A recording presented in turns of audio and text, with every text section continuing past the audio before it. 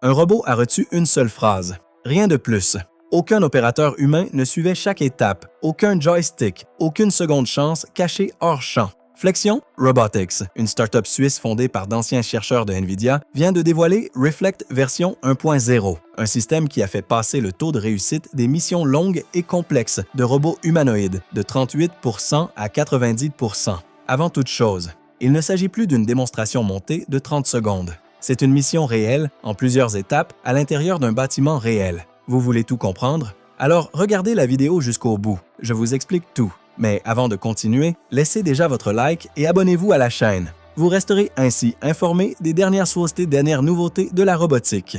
Le 29 juin 2026, Flexion Robotics a publié les résultats d'un système appelé Reflect version 1.0. C'est le nom de la plateforme d'intelligence de Flexion, le cerveau qui pilote le robot. Elle comprend deux composants qui reviendront souvent. Le réflexe, le module de contrôle de l'équilibre et du mouvement du corps entier, et le FlexCom, le système de communication qui fait dialoguer toutes les parties entre elles en temps réel. Et chaque fois que je dirai « le robot », je ferai référence à l'humanoïde physique qui porte ce cerveau en lui. Ces définitions posées, venons-en à l'essentiel. La démonstration choisie par Flexion pour présenter Reflect version 1.0 n'était pas un tour de passe-passe de laboratoire. C'était une tâche de bureau banale et quotidienne, du genre que n'importe quelle entreprise reconnaîtrait immédiatement.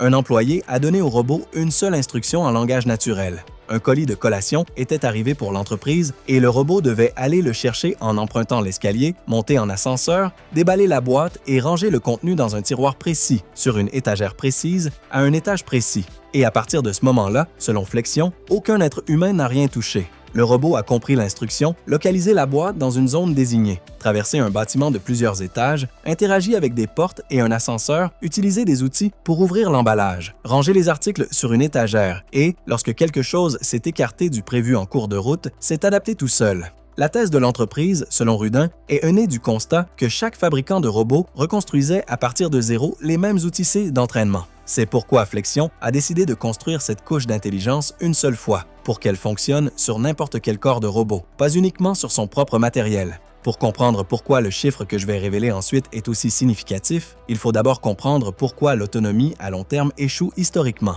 Flexion elle-même décrit le problème ainsi. Un système de navigation qui fonctionne correctement 95% du temps, combiné à une pince qui réussit 90% du temps et un planificateur qui interprète parfois mal la scène, ne forment pas ensemble un système fiable. Ils se combinent pour former un système qui échoue. Dans une mission en 16 étapes, une petite erreur à chaque pas s'accumule rapidement et à la fin, la probabilité que tout se passe bien s'effondre. C'est exactement cet effet en cascade que la plupart des humanoïdes sur le marché n'ont pas encore résolu. Et c'est exactement cet effet que Flexion affirme avoir attaqué de front. Selon Flexion, dans une mission en 16 étapes utilisée en interne comme test, une version du système entraîné de manière traditionnelle réussissait la mission entière, du début à la fin, dans seulement 38% des tentatives. Après avoir appliqué l'apprentissage par renforcement à toutes les couches du système, pas seulement aux mouvements individuels, mais aussi à la prise de décision de haut niveau, ce chiffre a bondi à 90%. Que change techniquement le fait qu'un robot cesse d'exécuter des commandes pour se mettre à prendre des décisions seul pendant des heures, à l'intérieur d'un bâtiment plein de gens, d'ascenseurs et d'escaliers? Cette question n'est pas philosophique. Elle est pratique et elle a des conséquences directes pour ceux qui travaillent aujourd'hui dans les opérations, l'accueil, l'hôtellerie, les hôpitaux et la logistique interne. Car si ce type de système fonctionne vraiment en dehors de la vidéo promotionnelle, la frontière entre robot de démonstration et robot de travail est sur le point de devenir bien plus mince. Et ce que les ingénieurs de Flexion eux-mêmes ont découvert, en essayant de résoudre ce problème, révèle pourquoi presque personne d'autre dans le secteur n'y était parvenu auparavant. Commencez par imaginer un orchestre. Un chef d'orchestre ne joue d'aucun instrument lui-même, mais il décide quand le violon entre, quand les cuivres montent en puissance, quand la musique change de tempo. Il observe la partition, écoute le son produit à cet instant précis et ajuste en temps réel. Dans Reflect version 1.0, ce rôle de chef d'orchestre est assuré par un modèle de vision et de langage entraîné sur mesure par Flexion elle-même, que l'entreprise appelle Mission Controller. Il reçoit l'instruction en langage naturel, observe ce que la caméra du robot voit à cet instant précis et décide de la prochaine action sensée. Dans la pratique, cela signifie que changer la mission du robot ne nécessite pas de réécrire une seule ligne de code. Il suffit de changer la phrase que vous tapez. Flexion l'a déjà démontré publiquement en donnant des instructions différentes au même robot. et même en interrompant une mission en plein milieu pour demander autre chose, et le robot a abandonné ce qu'il faisait pour suivre le nouvel ordre. Sauf qu'il y a ici un détail que Flexion elle-même admet ouvertement et que peu de médias ont mis en avant. Les modèles de vision et de langage prêts à l'emploi, pris tels quels, ne sont pas assez fiables pour commander seuls une mission entière. Ils parviennent à identifier des objets et à suggérer des instructions plausibles, mais ont tendance à agir trop précipitamment, comme quelqu'un qui enchaîne l'étape suivante avant de confirmer que la précédente est vraiment terminée. C'est ici qu'intervient le deuxième concept important, et je vous demande une seconde pour respirer avant de continuer, car cela change tout. Pensez à la façon dont vous marchez dans une pièce sombre que vous connaissez déjà par cœur. Vous ne pensez pas consciemment à chaque pas.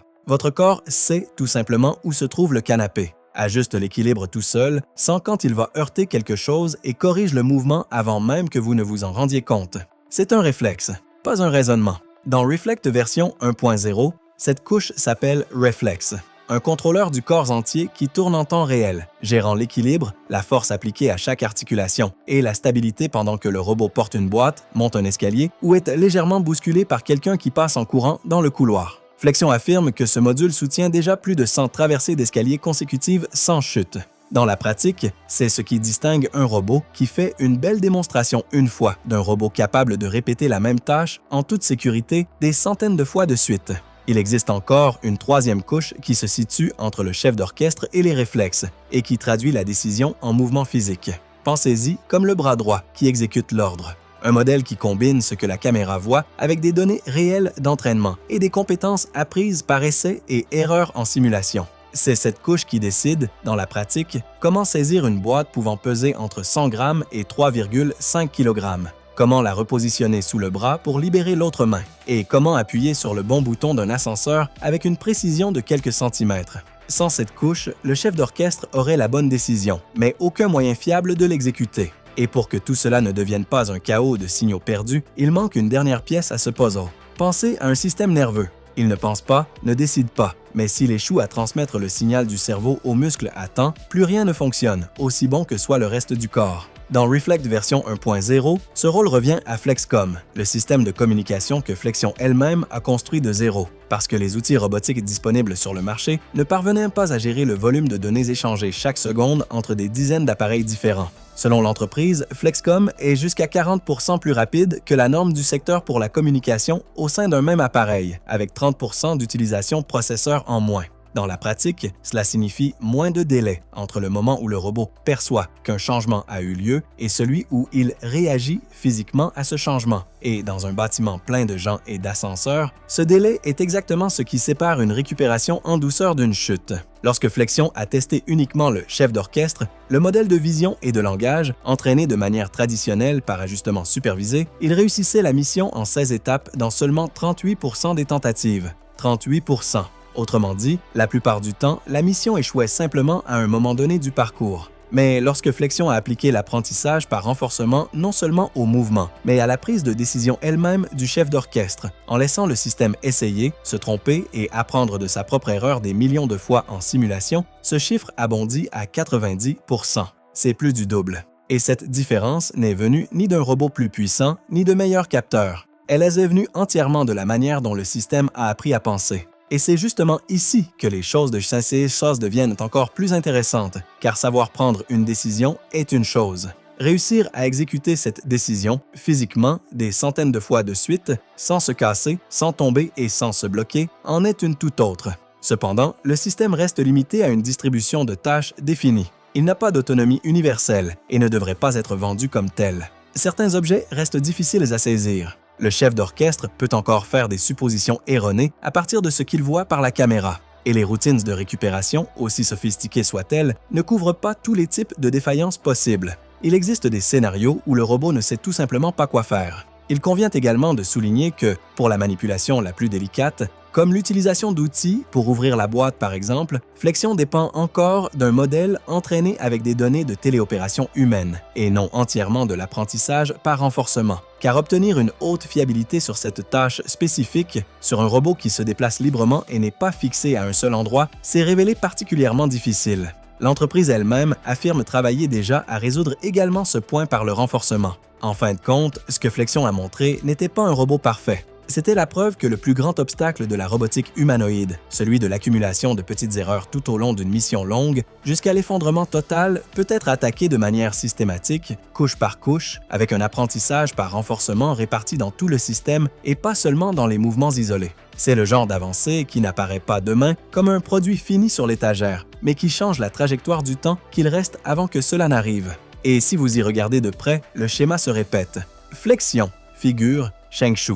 Des entreprises différentes, des philosophies techniques différentes, toutes convergent, presque au même moment, vers la même conclusion. Le goulot d'étranglement n'a jamais été le corps du robot. Ça a toujours été ce qui se passe dans sa tête. Face à cela, je vous laisse la question. Si un robot humanoïde, entraîné de cette manière, avait 90% de chances de réussir seul une tâche entière de votre travail, sans supervision, sans pause, sans fatigue, lui confieriez-vous cette tâche aujourd'hui? Ou les 10% de chances d'erreur pèsent-ils encore trop lourd lorsque l'environnement est un bâtiment plein de vraies personnes? Laissez votre réponse en commentaire. Si vous avez aimé la vidéo, laissez votre like et abonnez-vous à la chaîne. Vous recevrez ainsi toujours les notifications des nouvelles vidéos. À la prochaine!